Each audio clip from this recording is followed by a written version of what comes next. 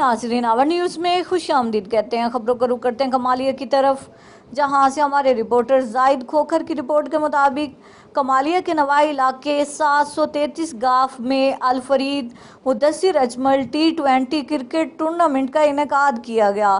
Final جیتنے والی ٹیموں میں انعامات تقسیم کیے گئے۔ تفصیلات کے مطابق کمالیہ کے نوائی علاقہ 733 گاف میں Alfarid Mudassar Ajmal memorial T20 cricket tournament کا انعقاد کیا گیا، جس میں علاقہ بھر کی مختلف ٹیموں نے حصہ لیا۔